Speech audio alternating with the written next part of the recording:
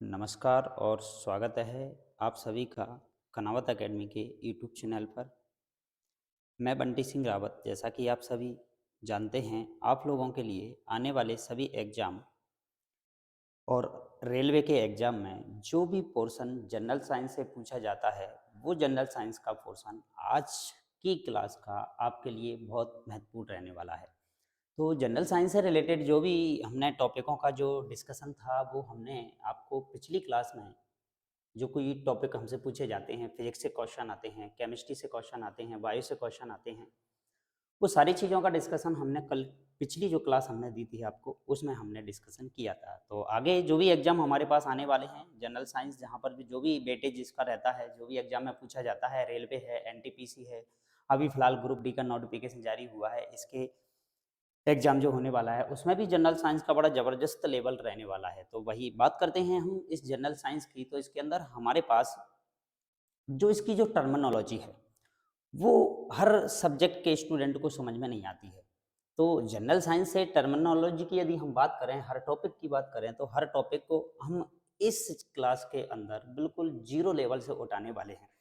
तो आपके आगे आने वाले जो भी एग्ज़ाम हैं, अभी ग्रुप डी का जो है एग्ज़ाम है, उसके लिए जनरल साइंस का वेटेज इसमें से देखा जाए तो बहुत वन लाइन क्वेश्चन आपसे पूछे जाने वाले हैं। तो अभी जो सीरीज़ हमने जनरल साइंस की जो आपके लिए स्टार्ट की हुई है, वो सीरीज़ आपके लिए बिल्कुल फ्री रहने वाली है। तो आज हम जनरल साइंस के अंदर सबसे पहला टॉपिक लेकर आए हैं क्या, कोशिका, जिसमें हम कोशिका का इतिहास, कोशिका की हिस्ट्री के बारे में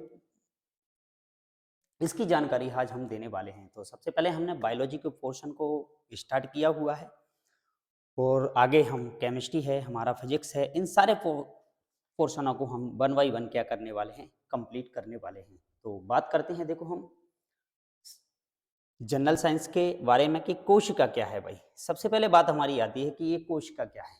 कोशिका से रिलेटेड जो भी क्वेश्चन हमारे पास बनते हैं, उन क्वेश्चनों का डिटेल हम डिस्कशन करने वाले हैं। पूरी थ्योरी को अच्छे से हम डिस्कशन यहाँ पे करने वाले हैं। पूरी थ्योरी आपको समझाई जाएगी, जो भी है इसके अंदर जो भी मटेरियल हमें दे रखा है, वो सारा मटेरियल आपको यहाँ पर समझाया जाने वाला है।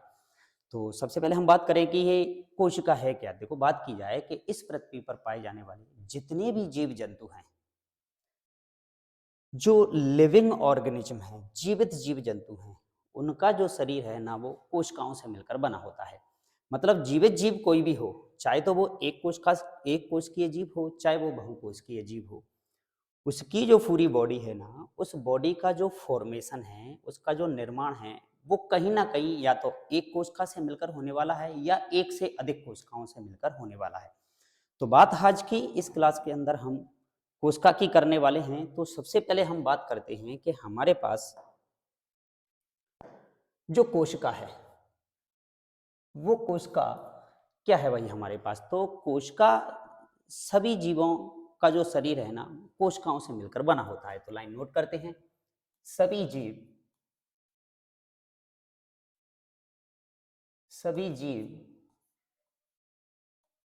का शरीर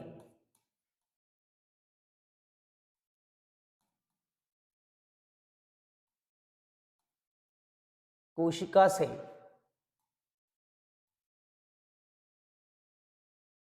मिलकर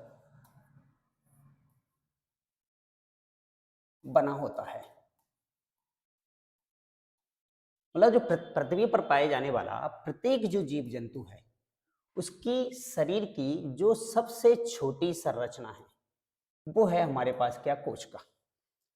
तो प्रत्येक जीव जंतु जो जीवित है, उसके शरीर का जब जो सबसे छोटा पार्ट है, उसको हम क्या नाम दे रहे हैं भाई, कोशिका नाम दे रहे हैं। अब इस कोशिका की संख्या के आधार पर यदि देखा जाए, तो कोशिका हमारे पास दो प्रकार की होती है। कोशिकाओं की यदि संख्या के आधार पर यदि जीवों के शरीर की हम बात करें कि किस जीव के अंदर कितनी कोशिकाएं पाई जाती हैं, उस आधार पर यदि बात की जाए, तो हमारे पास दो तरीके के जीव हैं। एक को तो बोल देते हैं हम एक कोशिकीय जीव,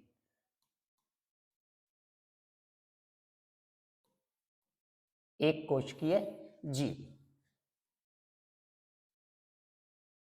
और दूसरे हमारे पास होते हैं बहुकोशिकीय जीव।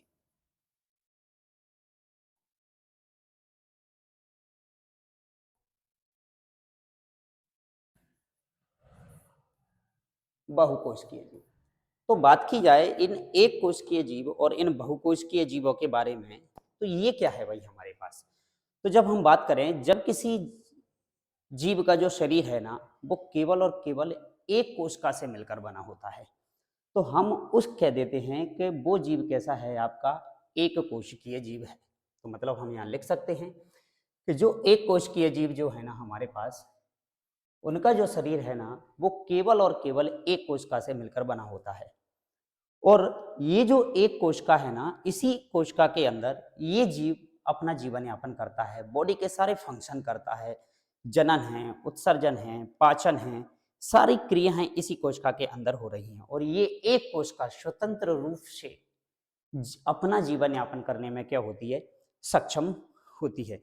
इसलिए हम इस कोशिका को जीवन की संरचनात्मक एवं क्रियात्मक इकाई कह देते हैं, क्योंकि एक कोश के जीव के अंदर जो भी सारे फंक्शन बॉडी के जो किए जा रहे हैं ना, वो सारा काम एक ही कोशिका के अंदर किया जा रहा है। मतलब हम बात करें कि जीवों की जो सबसे छोटी संरचना है वो क्या है, हमारी कोशिका है।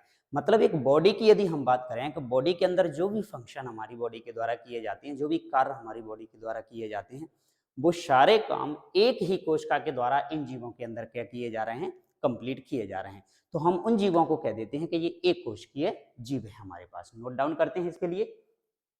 इनका जो शरीर है ना, वो एक कोशिका से मिलकर बना होता है, मिलकर बना होता है। एक कोश के जो जीव होंगे, उनके जो शरीर जो होगा ना, वो पूरी जो बॉडी होगी ना, वो केवल और केवल एक ही कोशिका से मिलकर बनी होगी। और ये जो कोशिका है ना, ये स्वतंत्र अस्तित्व में सक्षम है। ये एक सिंगल कोशिका स्वतंत्र रूप से अपना जीवन यापन कर सकती है। तो लिख सकते हैं हम इसमें कि स्वतंत्र अस्तित्व में सक्षम, स्वतंत्र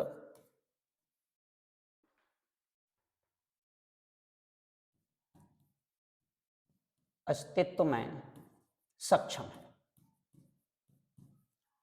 अकेली कोशिका सारे काम कर सकती है। जो सारे काम जो बॉडी के द्वारा किए जा रहे हैं, वो इन जीवों के अंदर एक ही कोशिका के द्वारा क्या किए जा रहे हैं, काम किए जा रहे हैं। ठीक है। तो हम बात करें, इसलिए हम इस कोशिका को जीवन की संरचनात्मक एवं क्रियात्मक इकाई कह देते हैं। जीवन की संरचनात्मक एवं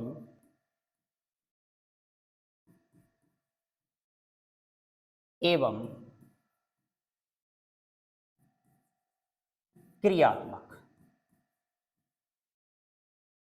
इकाई कहते हैं।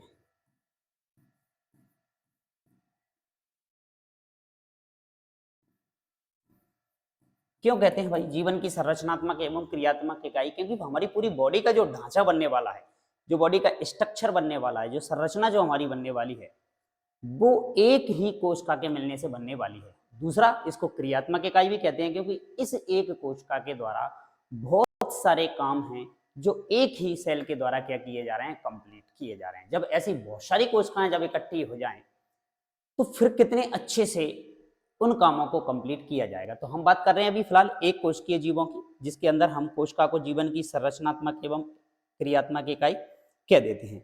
और इनकी जो बॉडी है ना, जो एक कोशिकीय जीव जो हमारे पास है ना, उनका जो पूरा का पूरा जो शरीर है, वो केवल एकल कोशिका से मिलकर बना होता है। किसका? और उसी एकल कोशिका के अंदर सारे फंक्शन, सारे कार्य हो रहे हैं। तो लिख सकते हैं हम, एकल कोशिका में, एकल कोशिका में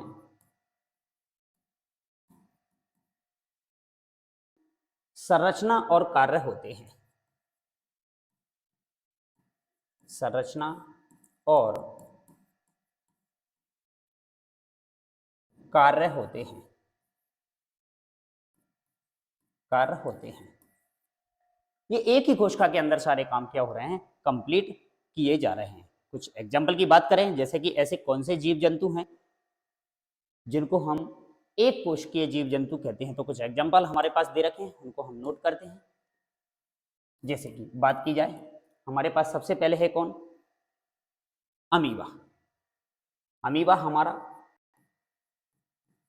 एक कोशिकीय जीव है, पैरामीशियम है, ये भी हमारे पास एक कोशिकीय जीव है। इनका पूरा का पूरा शरीर केवल और केवल एक कोशिकीय संरचना से मिलकर बना होता है। दूसरी हम बात करें, युगलिना है हमारे पास। और हम बात करें कुछ प्रोटिस्टा जिनकी हम बात करते हैं, ये हमारे पास प्रोटोजोआ भी हो गए। ये सारे जीव हमारे पास जो है ना वो एक कोशिकीय जीव कहलाते हैं। इनकी बॉडी के अंदर जो भी फंक्शन किया जा रहा है वो केवल और केवल एक ही कोशिका के अंदर किया जा रहा है। वहीं से इनका उत्सर्जन हो रहा है, वहीं से इनका शोषण हो रहा है।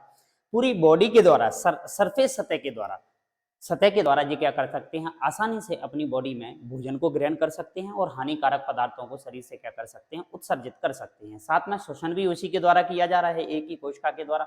जो सारे काम बहुकोश के जीव जंतुओं के द्वारा मिलकर बहुत सारी कोशिकाएं करती हैं, वो सारे काम इन्हीं जीवों के अंदर पाई जाने वाली केवल और केवल एक कोशिका के द्वारा किए जा रहे हैं।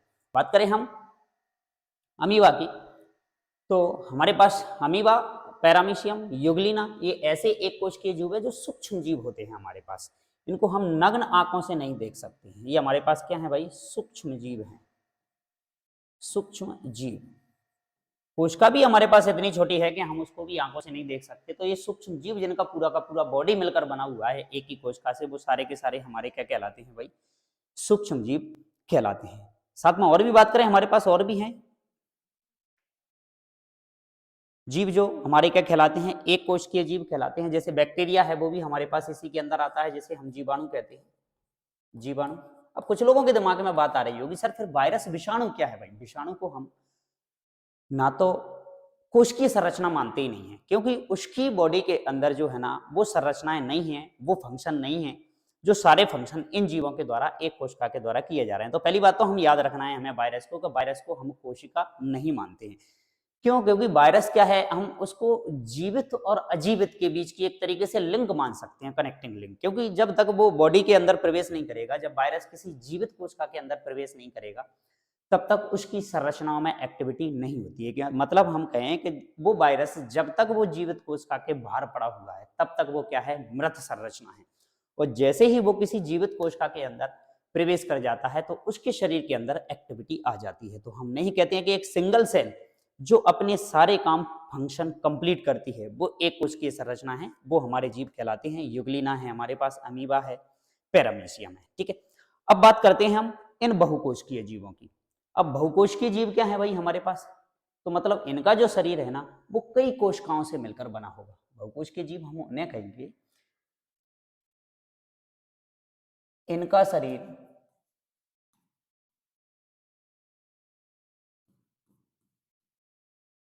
कई कोशिकाओं से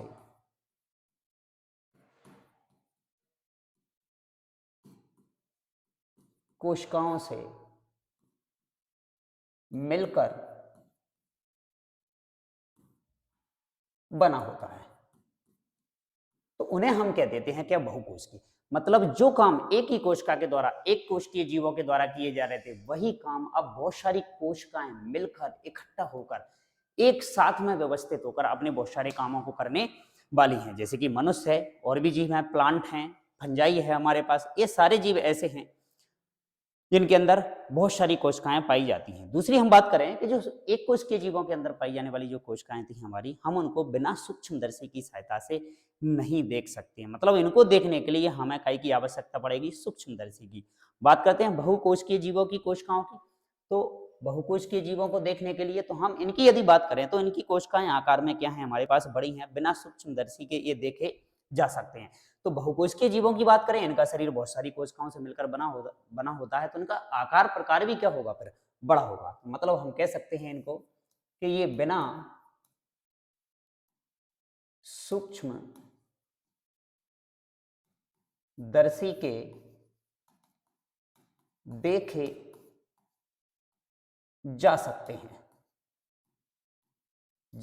हैं, इनको हम बिना सूक्ष्मदर्शी की सहायता से क्या कर सकते हैं, देख सकते हैं। वो हमारे पास कहलाते हैं क्या, बहुकोशिकीय जीव। दूसरी यदि बात करें इन बहुकोशिकीय जीवों के अंदर क्या होता है, जब ये बहुत सारी कोशिकाएं हो गई तो इन कोशिकाओं के लिए अपने अपने अलग अलग काम बांट दिए गए हैं कि ये कोशिका के द्वारा ये काम किया जाएगा, इस कोशिका के द्वारा ये काम किया जाएगा। तो अलग अलग कोशिकाओं के द्वारा अलग अलग काम का बंटवारा कर दिया गया है। तो मतलब हम कह सकते हैं इन जीवों के अंदर विभक्तता का दृश्य देखा जाता है। याद रखना है ये पॉइंट आपको कि इन जीवों के अंदर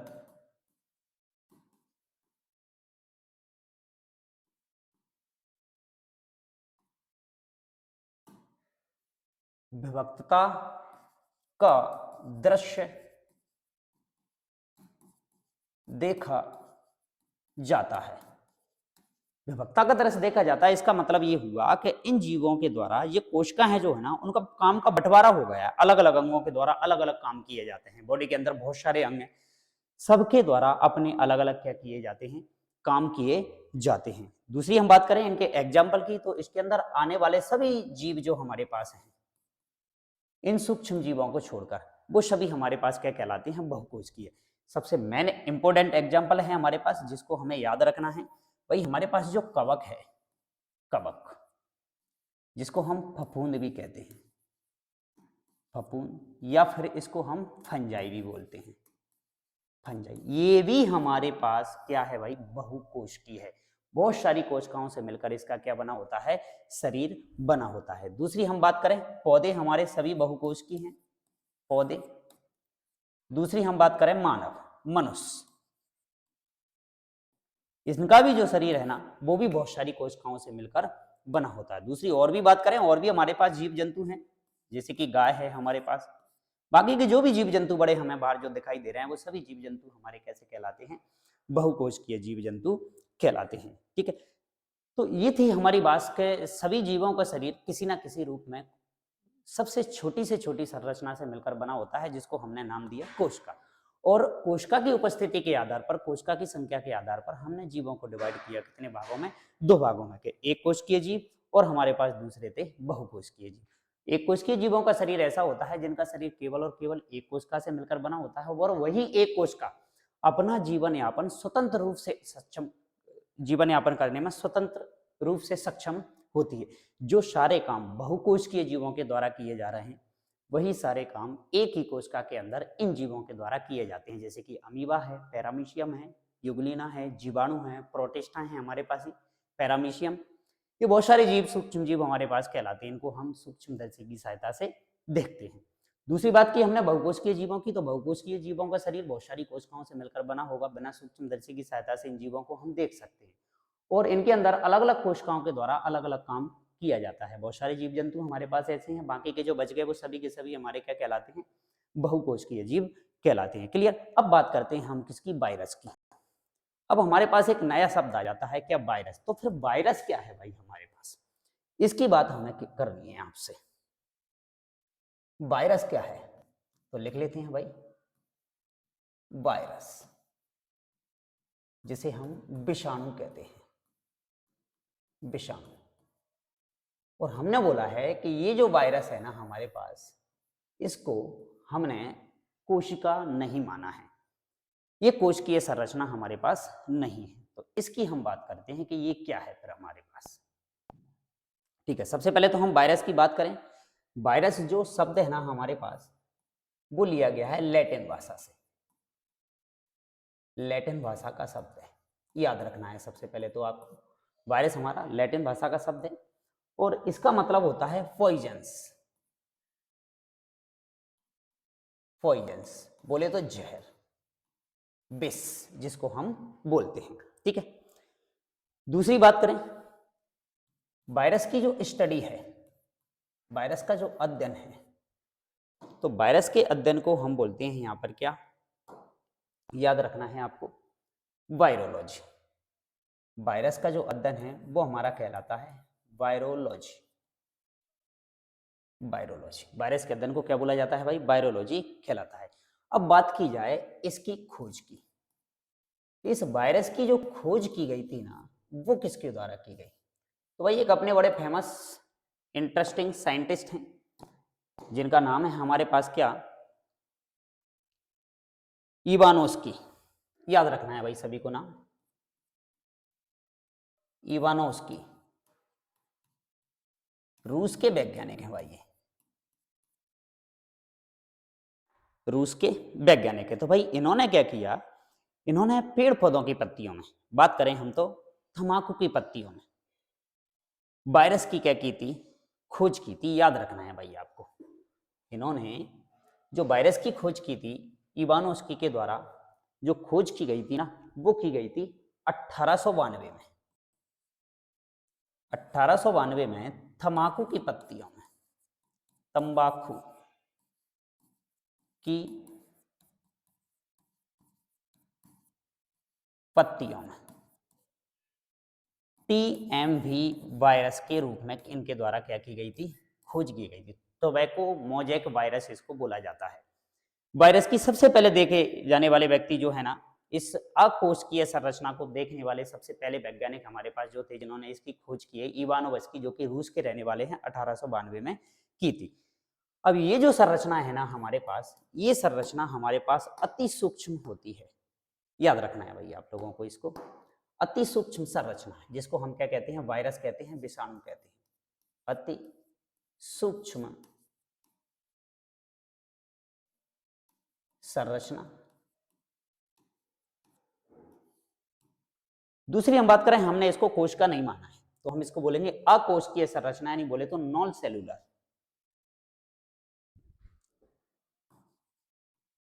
नॉन सेलुलर संरचना, अकोशिकीय संरचना होती है हमारे पास। याद रखना है आपको।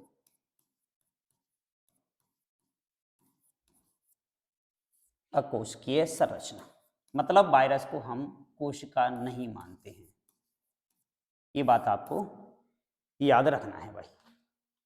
क्लियर भाई ये वाली बात आपकी? ठीक है, आगे बात करते हैं। दूसरी बात करें, इसकी जो पूरी की पूरी बॉडी है ना, वो न्यूक्लियो प्रोटीन से निर्मित संरचना होती है। याद रखना है, शरीर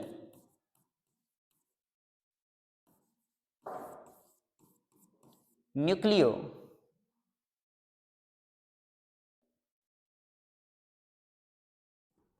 न्यूक्लियो प्रोटीन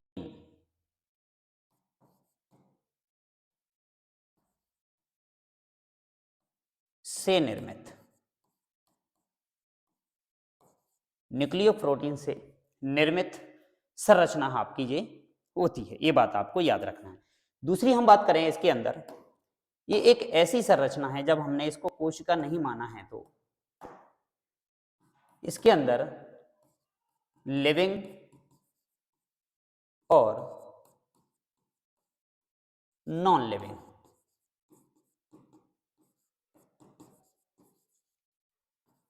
दोनों के लक्षण पाए जाते हैं। एक ऐसी संरचना है जिसके अंदर जीवित और अजीवित दोनों के लक्षण पाए जाते हैं। मतलब हम बात करें, ये एक बीच की कड़ी है, ना तो हम इसको जीवित कह पा रहे हैं, ना हम इसको क्या कह पा रहे हैं, अजीवित जंतु कह पा रहे हैं। क्योंकि पहली बात तो ये कोशिका है ही नहीं है। यदि कोशिका होता तो इसको हम कह देते कि कोशिका तो जीवित जीव जंतुओं के अंदर पाई जाती है, अजीवित जीव जंतुओं के अंदर कोशिका पाई जाती है, लेकिन मृत अवस्था में पाई जाती है, तो हम उसकी स्टडी नहीं कर रहे। हमें बात करनी है कोशिकीय संरचना, जो हमारी क्या होती है, जीवित संरचना। तो हम इसको लिविंग और नॉन लिविंग दोनों के बीच की एक तरीके से क्या कह सकते हैं, कनेक्टिंग लिंक कह सकते हैं इसके अंदर। दूसरी यदि इसके बारे में बात की जाए, तो दूसरा पॉइंट इसका यदि बनता है कि इसमें एंजाइम भी नहीं पाए जाते हैं। ये पॉइंट भी हमें इसके अंदर याद रखना है। एंजाइम कोई भी किसी भी प्रकार का एंजाइम नहीं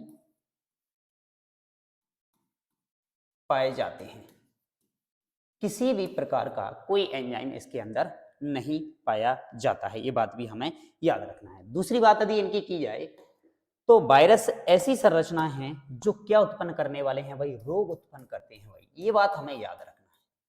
रोग उत्पन्न करने में सक्षम होते हैं या रोग उत्पन्न करते हैं। वायरस से बहुत भयंकरी वाली बीमारियां होती हैं, वो बात भी हमें याद रखना है। दूसरी दी बात की जाए, इनके शरीर के अंदर डीएनए भी आरएनए भी मिलेगा हमें देखने के लिए। आरएनए भी पाया जाता है इनके शरीर के अंदर और डीएनए भी पाया जाता है इनके अंदर, मतलब जिनको हम कहें न्यूक्लिक अम्ल, ये भी पाए जाते हैं भाई, पाए जाते हैं। ठीक है, ये बात भी हमें इनकी क्या रखनी है, याद रखनी है। आरएनए डीएनए जिनको हम न्यूक्लिक अम्ल कहते हैं, आरएनए का फुल फॉर्म राइबोज न्यूक्लिक अम्ल और डीएनए का फुल फॉर्म डीऑक्सी न्यूक्लिक अम्ल या एसिड हम जिसको बोलते हैं। दूसरी बात करें हम इसके बारे में,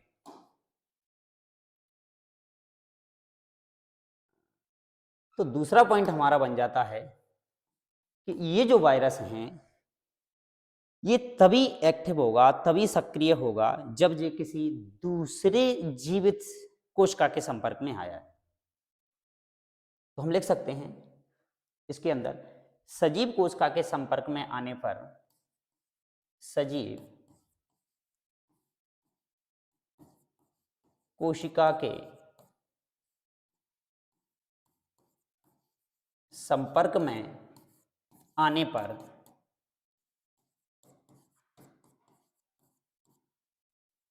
एक्टिव होता है, अदरवाइज ये मृत अवस्था में पड़ा रहता है। जब तक इसको अनुकूल परिस्थितियां नहीं मिलेंगी तब तक ये जीवित जीव नहीं कहलाएगा। तो हम इसको जीवित और अजीवित की कनेक्टिंग लिंक मान लेते हैं। मतलब अभी भी ये कोशिकीय जो सिद्धांत हमारा आगे आने वाला है उसका वायरस क्या कहलाता है भाई, अपवाद क्वेश्चन हमसे पूछा भी जा चुका है। दूसरे की बात करें हम, इनके अंदर जब इनके अंदर डीएनए आरएनए ये सारी संरचनाएं पाई जा रही हैं तो इसका मतलब ये जनन भी करता है भाई, इसके अंदर जनन भी पाया जाता है, जनन भी करता है। मतलब इतने सारे पॉइंट हमें इस वायरस के बारे में, विषाणु के बारे में क्या रखनी है, याद रखनी है। दूसरी और बात करते हैं कि और भी कोई प्रकार के वायरस हैं, तो बिल्कुल हमारे पास वायरसों के नाम हमें याद रखने हैं। जैसे कि सबसे पहले हम बात करें पादप वायरस, ठीक है। दूसरे आते हैं हमारे पास जंतु वायरस, जंतु वायरस, और तीसरे को हम बोल देते हैं क्या, जीवाणु भोजी, जीवाणु भोजी। ये वायरस ही है हमारे, जिनमें से हमारे पास जो सबसे पहला वाला है ये हमारे पास प्लांट वायरस है, प्लांट वायरस, इसको हम एनिमल वायरस बोल देते हैं,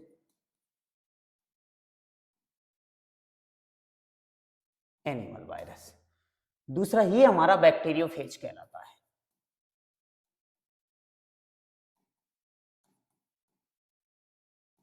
इसको हम बैक्टीरियोफेज कह देते हैं। ये तीन तरीके के वायरस हमें देखने को मिलते हैं। अब बात करें पादप वायरस और जंतु वायरस और जीवाणु भोजी के अंदर है क्या भाई, देखो इनकी यदि बात की जाए तो जो सबसे पहले हम बात करते हैं पादप विषाणु, जो पेड़ पौधों के अंदर पाए जाने वाले जो वायरस हैं, विषाणु हैं, उनको हमने प्लांट वायरस नाम दे दिया है। तो इनके अंदर भी हमें क्या देखने को मिलेगा वही आरएनए, इनके अंदर भी आरएनए पाया जाता है, आरएनए मौजूद होता है। दूसरी बात करें जंतु वायरस के अंदर आरएनए और डीएनए दोनों या दोनों में से कोई एक हमें देखने को मिलेगा ही मिलेगा, आरएनए और डीएनए, ये हमें दोनों देखने को मिलेंगे। दूसरी बात करें जीवाणु भोजी के अंदर हमें आरएनए नहीं मिलेगा, इनके अंदर हमें डीएनए देखने को मिलेगा भाई। ये चीज संरचना हमें देखने को मिली। कुछ एग्जाम्पल की हम बात करते हैं, जैसे पादप वायरस का एक एग्जाम्पल याद रखें तो मोजेक वायरस हमारे पास जो है,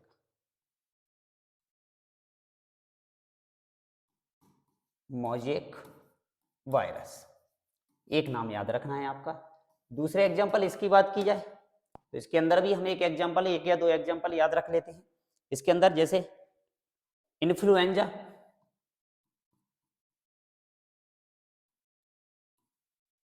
इन्फ्लुएंजा का जो वायरस होता है। दूसरा हम बात करें इनके अंदर मम्स का जो वायरस होता है वो भी हमें याद रखना है, मम्स, ये सब एनिमल वायरस कहलाते हैं हमारे पास। दूसरी बात करें जीवाणु भोजी की तो इसका एग्जाम्पल हमारे पास मिलता है देखने को जिसे हम क्या देते हैं, एक तो हमारे पास T2 फेज, ये बैक्टीरियोफेज का नाम है, T2 phase, bacteriophage, T2 phase. ये भी हमारे पास क्या कहलाता है, वायरस जीवाणुभोजी कहलाता है। और भी हमारे पास बहुत सारे हैं। अब बात की जाए कि भाई हमारे पास जो जीवाणुभोजी जो है हमारे पास, उसकी यदि बात की जाए तो ये है क्या भाई, ये जीवाणुभोजी एक प्रकार का वायरस है जो कि बैक्टीरियाओं को खाने वाला होता है। भाई बैक्टीरियोफेज इसलिए नाम इसका पड़ा है क्योंकि ये बैक्टीरिया को खाता है, बैक्टीरिया को खाता है।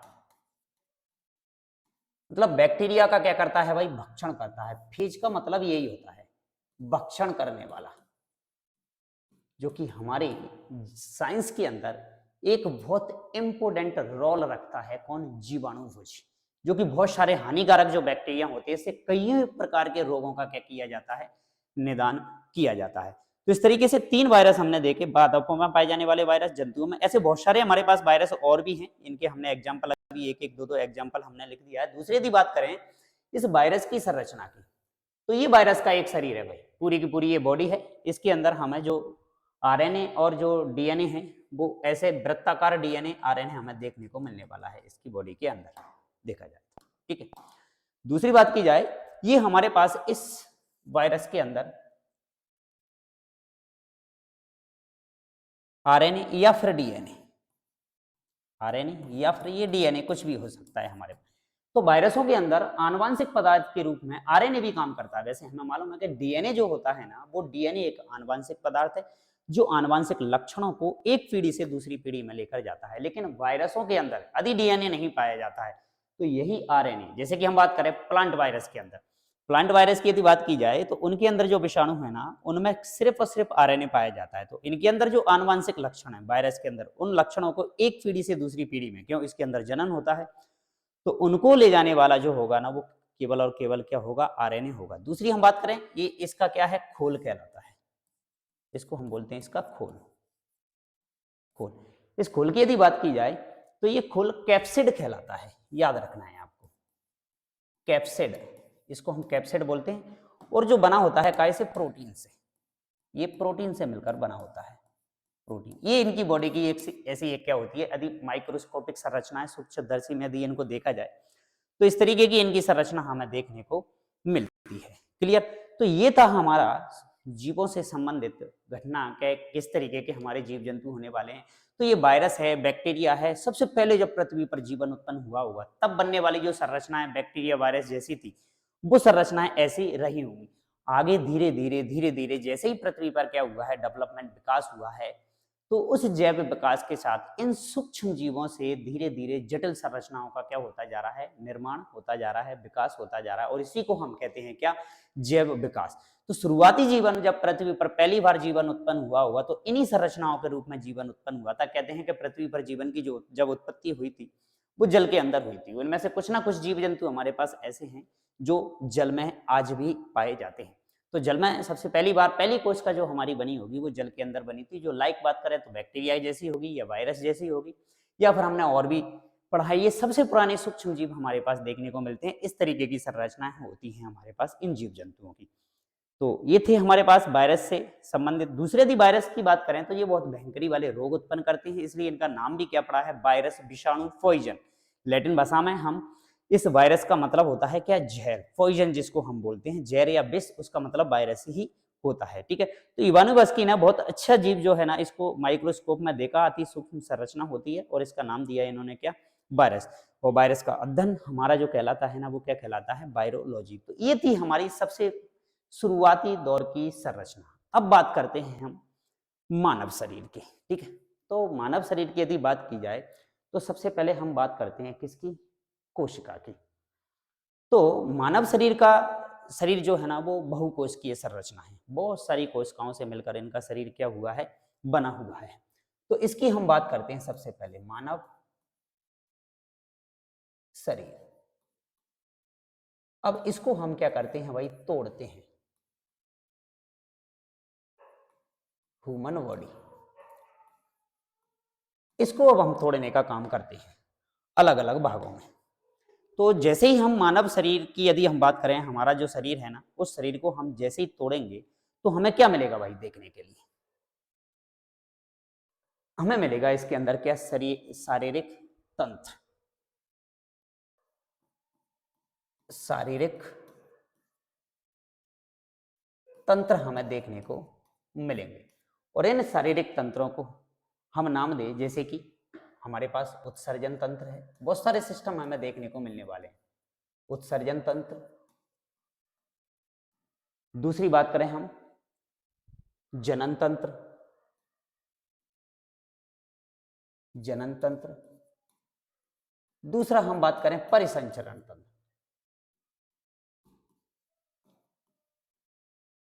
तंत्र और भी बहुत सारे अंग हैं। पाचन तंत्र है हमारे पास। जैसे ही हमने इसके टुकड़े किए, तोड़ना हमने जैसे ही बॉडी को शुरू किया, तो मानव शरीर के अंदर हमें सबसे पहले जो संरचना मिली, जिसको हमने शारीरिक तंत्र बोला है, या फिर हम इसको बॉडी सिस्टम भी बोल सकते हैं। Body system. बॉडी सिस्टम या फिर हम इसको बोल सकते हैं क्या? Organ system. ऑर्गन सिस्टम ये भी इसको बोला जाता था। तो शरीर तंत्र की यदि बात करें तो हम इस शरीर तंत्र को अंग तंत्र भी बोल सकते हैं। अंग तंत्र। तो मतलब जैसे ही हमने मानव शरीर को तोड़ा तो हमें उसके अंग दिखाई दिए। अंग दिखाई दिए। अंगों में हमें क्या मिला भाई? कि वो उत्सर्जन तंत्र भी हो सकता है। अब हम बात करते हैं इस शारीरिक तंत्र। ये शारीरिक तंत्र किससे मिलकर बना हुआ है, तो उसकी हम बात करें तो अब हमें देखने को मिला इसके अंदर क्या? अंग। अब हमें मिले इसके क्या? अंग, जिन्हें हम कहते हैं क्या? ऑर्गन। ऑर्गन। अब हमें अलग अलग अंग देखने को मिले। ठीक है, अब इनकी बात करते हैं। अब अलग अलग अंगों के अंदर हमें क्या देखने के लिए बात करा? तो उत्सर्जन तंत्र की यदि हम बात करें तो उत्सर्जन तंत्र हमारा किससे मिलकर बना हुआ, उसकी बात हम कर लेते हैं। वृक्क यानी किडनी। वृक्क ये इसका देखने को मिला। दूसरी और भी बात करें हम इनके अंदर, और भी हमें बहुत सारी संरचना देखने को मिलती है। हमें मूत्राशय इसके अंदर देखने को हमें मिला। परिसंचरण तंत्र की यदि हम बात करें तो हृदय इसके अंदर हमें देखने को मिला। ये अब हमें अलग अलग अंग देखने को मिलने लगे हैं। जैसे ही हमने इसको तोड़ना शुरू किया तो बहुत सारे अंग या अंगों का समूह हमें देखने को मिला। तो शारीरिक तंत्र या अंग तंत्र क्या है? बहुत सारे अंगों का एक समूह। अब हमने एक एक अंगों को क्या करना किया? स्टडी करना किया। अब इन अंगों की यदि हम बात करें तो ये जो अंग है ना हमारे पास, ये अंग मिलकर बने होते हैं किससे? ऊतक से। ये बात आपको याद रखनी है। ऊतक, जिसे हम नाम देते हैं क्या? टिश्यू। जैसे ही हमने अंगों को अब तोड़ना शुरू किया तो हमें मिले क्या? ऊतक। अब ऊतकों की यदि बात की जाए तो ये ऊतक क्या क्या है हमारे पास? तो बहुत सारे ऐसे ऊतक हैं हमारे पास, उनके हम नाम लेके देते हैं यहाँ पे। जैसे कि हमें सबसे पहले बात करें संयोजी ऊतक। संयोजी ऊतक, ठीक है। तंत्र का ऊतक।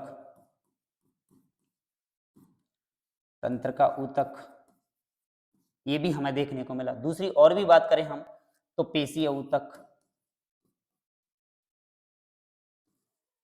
पेशीय ऊतक ये भी हमें देखने को मिला इसके अंदर। और यदि इसके अंदर बात की जाए तो हमें देखने को मिले क्या? उपकला ऊतक। उपकला ऊतक। ये संरचनाएं बहुत सारी हमें देखने को यहाँ पे मिल रही हैं। अब जैसे ही हमने इस ऊतक को और तोड़ा, जैसे ही हमने इस ऊतक को और तोड़ा तो अब हमें एक और संरचना मिली जिसे हमने नाम दिया क्या? कोशिका। कोशिका, सेल। ये मिल गई भाई हमें क्या? सेल। अब इसको हम और छोटा नहीं कर सके। हालांकि कोशिका के भी अंदर हमें अभी झांक के और देखना है, लेकिन फिलहाल हम बात करते हैं हमारी बॉडी की, हमारे शरीर की सबसे छोटी और संरचनात्मक जो और क्रियात्मक इकाई हम जो नाम दे रहे हैं ना, वो दे रहे हैं हम किसको? कोशिका को। ये बात हमारी यहाँ तक क्या हुई? क्लियर हुई। तो इस तरीके से हमें हमारे शरीर के अंदर क्या मिल गई? सबसे छोटी संरचना, जिसको हमने नाम दिया क्या? कोशिका। अब इस कोशिका की बात करें, इसको हम यही याद रखें। अब ये सारी अकेली कोशिका, अब इन कोशिकाओं को मिलकर ये सारे काम जो पूरी बॉडी के द्वारा जो सारे काम किए जा रहे हैं, वो सारे काम इस एक कोशिका के द्वारा, इस पूरे शरीर के द्वारा किए जा रहे हैं। इसलिए हम इस कोशिका को संरचनात्मक और क्रियात्मक इकाई कह देते हैं। तो हमारे पूरे बॉडी की जो संरचना है और जो क्रिया है वो किसके द्वारा की जा रही है, इन्हीं कोशिका के द्वारा की जा रही है। संरचना और क्रियात्मक इकाई किसे कह देते हैं हम, कोशिका को। कि पूरा शरीर जो काम कर रहा है ना, मतलब वो क्या काम कर रही है भाई, वो एक कोशिका काम कर रही है, अपने साथ मिलके व्यवस्थित होकर काम कर रही है। तो इस तरीके से हम कह सकते हैं कि इन अंगों से मिलकर हमारा शरीर बना है। तो मतलब हम बात करें कि कोशिकाओं का जो समूह है ना, बहुत सारी कोशिकाओं का समूह क्या कहलाता है, ऊतक कहलाता है। मतलब एक समान कोशिकाएं कार्य करने वाली कोशिकाओं का समूह ऊतक कहलाएगा। और बहुत सारे ऊतक मिलकर क्या बनाने वाले हैं, अंग बनाने वाले हैं। और बहुत सारे अंग मिलकर अंग तंत्र या शरीर तंत्र बनाने वाले हैं। और इस प्रकार पूरे शारीरिक तंत्र अंग तंत्रों से मिलकर बन जाती है क्या, बॉडी बन जाती है। पूरा शरीर का क्या हो जाता है, निर्माण हो जाता है। बाकी के कुछ पॉइंटों की और बात करते हैं हम इस कोशिका की। तो इस कोशिका की यदि हम डिस्कवरी की बात करें, आगे हम पढ़ने वाले हैं इसकी डिस्कवरी। तो इसकी जो डिस्कवरी की गई थी ना, वो की गई थी किसके द्वारा, रॉबर्ट हुक के द्वारा। रॉबर्ट हुक, याद रखना है भाई सभी लोगों को। 1665 में रॉबर्ट हुक ने कोशिका की क्या की थी भाई, खोज की थी। दूसरी हम बात करें इस कोशिका के अध्ययन को, यानी कोशिका की जो स्टडी करना कहलाता है, हमारा अध्ययन करना क्या कहलाता है भाई, जिसे हम बोलते हैं साइटोलॉजी। साइटोलॉजी, कोशिका का अध्ययन क्या कहलाता है भाई, साइटोलॉजी। सभी लोगों को अच्छे से याद रखना है भाई इसको, ठीक है। आगे बात करते हैं इस ऊतक की। तो ऊतक की यदि बात की जाए तो ऊतक जो शब्द है वो दिया गया था किसके द्वारा, वाइचेट के द्वारा। ये टिश्यू जिसको हमने बोला है ना, ये जो टर्म है ना, ये टर्म जो दी गई थी, टर्म गिवन बाय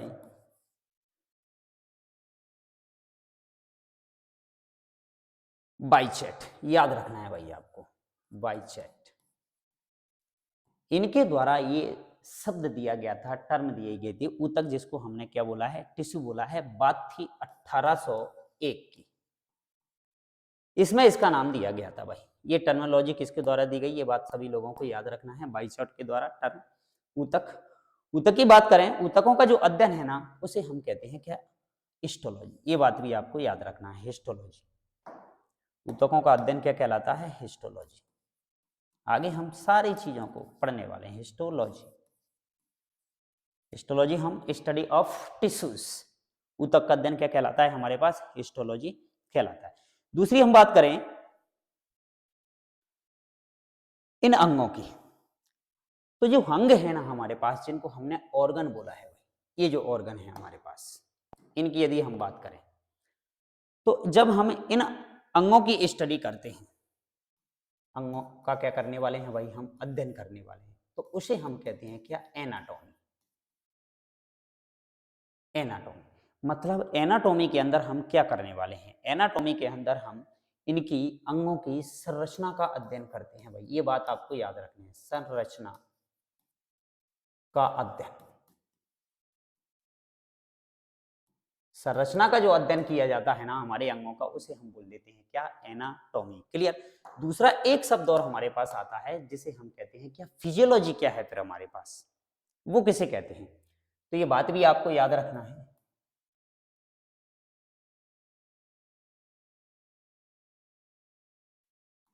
फिजियोलॉजी,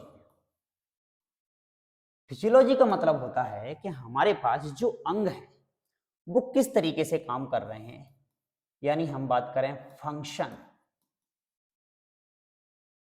ये जो अंगों का फंक्शन है वो किस तरीके से किया जा रहा है, किस अंग के द्वारा कौन सा काम किया जा रहा है, उसे हम बोल देते हैं क्या, फिजियोलॉजी। यदि बात की जाए एनाटॉमी फिजियोलॉजी की, यदि हम बात करें कि एक साथ स्टडी हम करते हैं, तो हम उसको एनाटॉमी भी क्या कर देते हैं, बोल देते हैं। तो इस तरीके से हमारे पूरे शरीर का, पूरी बॉडी का क्या होता है भाई, निर्माण होता है। और हमारी बॉडी की सबसे छोटी संरचनात्मक और जो क्रियात्मक इकाई है ना, वो क्या है भाई हमारे पास, ये है कोशिका। इसी कोशिका के अंदर बहुत सारे काम हमारे पास हो रहे हैं। तो अब हम ये नहीं कह सकते हैं कि हमारे शरीर की सबसे छोटी संरचना जो है ना, वो क्या कोशिका ही है, नहीं।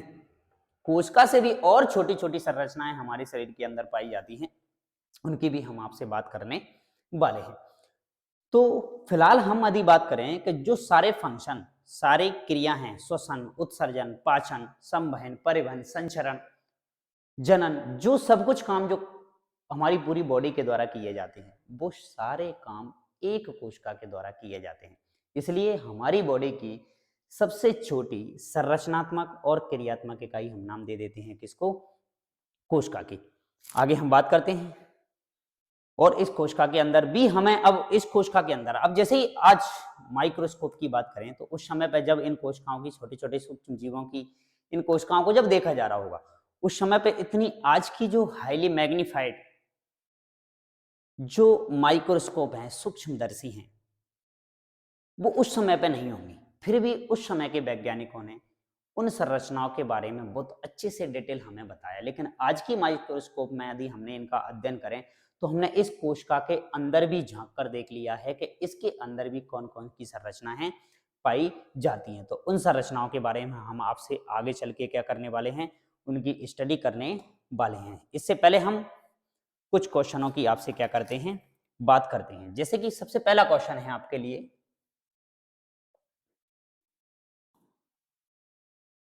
कि श्वसन में पौधे कौन सी गैस ग्रहण करते हैं, ये आपको याद रखना है। क्वेश्चन है आपका सबसे पहला, श्वसन में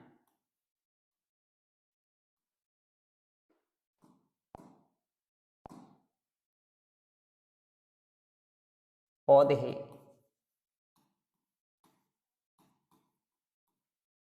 कौन सी गैस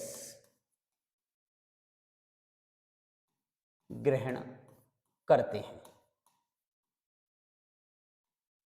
पहला ऑप्शन है हमारे पास जिसको हमने नाम दिया है ऑक्सीजन O2, दूसरा ऑप्शन है हमारे पास CO2 और तीसरा ऑप्शन है हमारे पास H2 हाइड्रोजन जिसको हम नाम देंगे, और चौथा ऑप्शन है हमारे पास क्या, नाइट्रोजन जिसको हमने नाम दिया है O2। तो भाई इस एक कोशिका के द्वारा ऐसे कौन कौन से काम है, वो सारे काम इसके द्वारा किए जा रहे हैं। तो बात करते हैं, देखो इस एक कोशिका के द्वारा ये कोशिका हमारे श्वसन में भी महत्वपूर्ण भूमिका निभाती है। ये श्वसन की प्रक्रिया जो है ना, उस श्वसन की प्रक्रिया के अंदर क्या होता है, देखो आपने देखा होगा प्रकाश संश्लेषण की क्रिया। पेड़ पौधे दिन के समय पर फोटोसिंथेसिस, प्रकाश संश्लेषण की क्रिया करते हैं, जिसके लिए उनको आवश्यकता होती है किसकी, जल की और कार्बन डाइऑक्साइड की। साथ में एक पिगमेंट की आवश्यकता होती है जिसे हम कहते हैं क्लोरोफिल, जो पेड़ पौधों की पत्तियों के अंदर हरे रंग का वर्णक पाया जाता है। बाकी का चाहिए हमें सनलाइट जो कि सूर्य से मिल जाती है। ये सारा रॉ मटेरियल मिलकर प्रकाश संश्लेषण की क्रिया होती है पेड़ पौधों के अंदर, और साथ में फॉर्मेशन हो जाता है, कार्बोहाइड्रेट का निर्माण हो जाता है जिसे हम कहते हैं ग्लूकोज का निर्माण हो जाता है, और साथ में निकलती है उससे क्या, ऑक्सीजन। अब हम बात करते हैं कि श्वसन में पौधे कौन सी गैस ग्रहण करते हैं। तो जस्ट प्रकाश संश्लेषण की क्रिया का उल्टा, कि मान लो ये है इस पृथ्वी पर पाए जाने वाला कोई सही भी जीव जंतु की हम बात करें, यदि वो श्वसन की क्रिया कर रहा है तो उसको श्वसन करने के लिए ऑक्सीजन तो चाहिए ही चाहिए, O2 तो उसको चाहिए ही चाहिए। और क्या छोड़ेगा भाई, वो कार्बन डाइऑक्साइड छोड़ेगा। तो मतलब श्वसन की क्रिया में पेड़ पौधे कौन सी गैस का उपयोग करते हैं भाई, तो आपको याद रखना है सभी लोगों को क्वेश्चन को अच्छे से, कि वो ऑक्सीजन ग्रहण करते हैं भाई आपके। और CO2 का क्या करते हैं भाई, इसी एक कोशिका के द्वारा ऑक्सीजन श्वसन की क्रिया के लिए आवश्यकता होती है, तब जाके ऑक्सीजन के द्वारा बहुत सारे फंक्शन कोशिका के अंदर होने वाले हैं। माइटोकॉन्ड्रिया इसके अंदर पाया जाता है, ऊर्जा का उत्पादन इसके अंदर होने वाला है ATP के रूप में, तब जाके हमारे पूरी बॉडी क्या करने वाली है, वर्क करने वाली है। ये सारे काम हमारी एक ही कोशिका के द्वारा किए जा रहे हैं। तो इसी कोशिका के द्वारा उत्सर्जन भी कंप्लीट किया जाएगा। उत्सर्जन ये क्रिया भी इसके द्वारा की जा रही है, मतलब हानिकारक वेस्ट मटेरियल इसी कोशिका से क्या किया जाएगा, बाहर किया जाएगा। तो बात करें हम श्वसन की क्रिया में पौधे, या पौधे की क्या बात करूं मैं, इस पृथ्वी पर पाए जाने वाले जितने भी जीव जंतु हैं वो सभी के सभी श्वसन की क्रिया के लिए उनको आवश्यकता होती है किसकी, ऑक्सीजन की। तो अब बात करें कि हमने सुना है पेड़ पौधे जब प्रकाश संश्लेषण की क्रिया करते हैं तो ऑक्सीजन गैस छोड़ते हैं, तो बिल्कुल सही है बात। पेड़ पौधे दिन के समय में प्रकाश संश्लेषण की क्रिया करते हैं, और पौधे फिर रात के समय में क्या कर रहे होते हैं, श्वसन की क्रिया कर रहे होते हैं, क्योंकि पेड़ पौधों को खुद के लिए भी तो एनर्जी चाहिए। एनर्जी प्रोड्यूस करने के लिए उनकी कोशिका के अंदर श्वसन की क्रिया चल रही होती है, तो उसको क्या आवश्यक होती है? ऑक्सीजन की आवश्यकता होती है, तो ऑक्सीजन लेना पड़ेगा श्वसन की क्रिया में। तो ये बात भी हमें याद रखना है। दूसरी बात करते हैं कि कोश का सिद्धांत लागू नहीं होता है। दूसरे क्वेश्चन की हम बात करते हैं, नोट करते हैं दूसरा क्वेश्चन। कोश का सिद्धांत लागू नहीं होता है, नहीं होता है, याद रखना है हमें। सबसे पहला ऑप्शन हमारे पास दे रखा है क्या? शैवाल।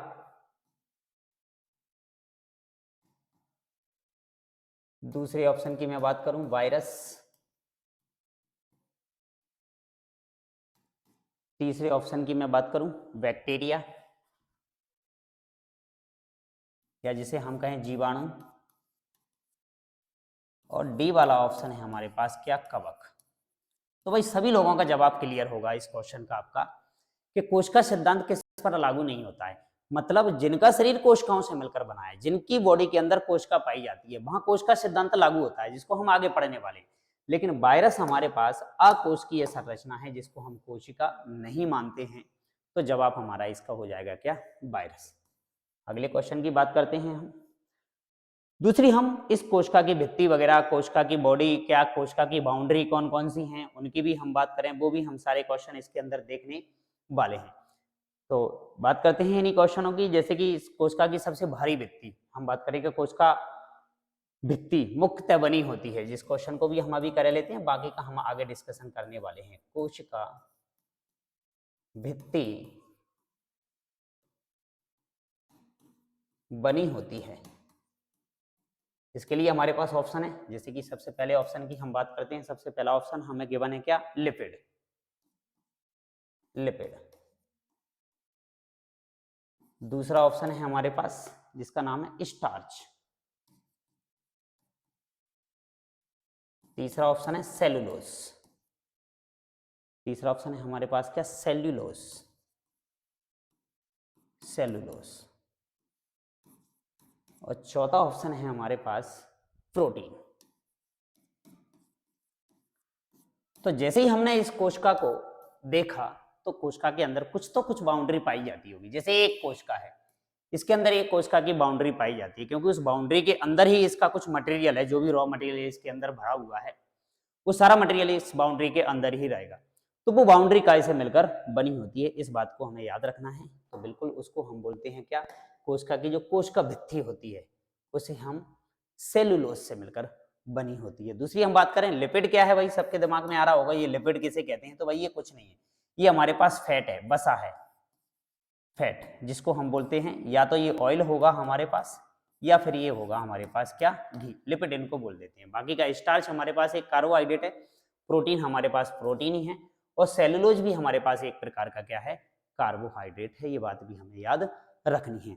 तो इस तरीके से हमने देखा आज की इस क्लास के अंदर कि ये एक कोशिकीय और ये बहुकोशिकीय जीव क्या हैं, कौन सी इनकी संरचनाएं होती हैं, कैसे इनके जीव होते हैं, देखने में कैसे होते हैं।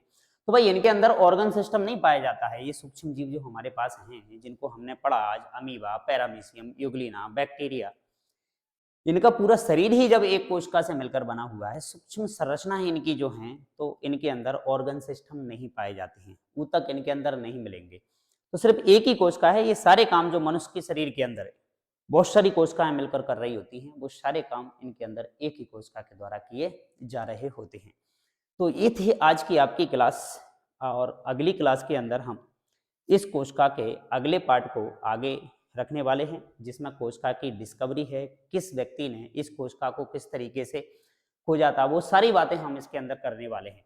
कोशिका के अंदर क्या है, कैसी संरचना होती है, कोशिका भी हमने सिर्फ नाम दिया है कोशिका को कि एक कोशिकाओं से मिलकर बना होता है। अलग अलग वैज्ञानिक जिन्होंने अलग अलग टाइम पे अपनी स्टडी उस समय पे की थी, अपनी अपनी माइक्रोस्कोप जिन्होंने क्या की थी, बनाई थी, और उन माइक्रोस्कोप में इन्होंने इन्हीं जीवों के शरीर की संरचना को क्या किया, देखा और बताया कि भाई कोशिकाएं इस तरीके की होती हैं। तो इस क्लास को हम आगे आपके लिए अगली जो क्लास रहेगी उसमें हम इसका पूरा डिटेल आपको कोशिकीय संरचना से संबंधित देने वाले हैं। तो आज तक की आपकी ये क्लास थी, यही मिलते हैं आपसे अगली क्लास में। तब तक आप जितना भी मैटर आपको यहाँ से पढ़ने के लिए जो मिला है, उनके बढ़िया से अपनी हैंड राइटिंग में, अपनी राइटिंग में नोट्स बनाइए उनको, और साथ में जो भी आपका फ्रेंड सर्कल है उनके साथ में इसको क्या कीजिए, शेयर कीजिए। तो मिलते हैं आपसे अगली क्लास में, अगले इसके नेक्स्ट आगे के टॉपिक के साथ। तब तक के लिए बहुत बहुत धन्यवाद।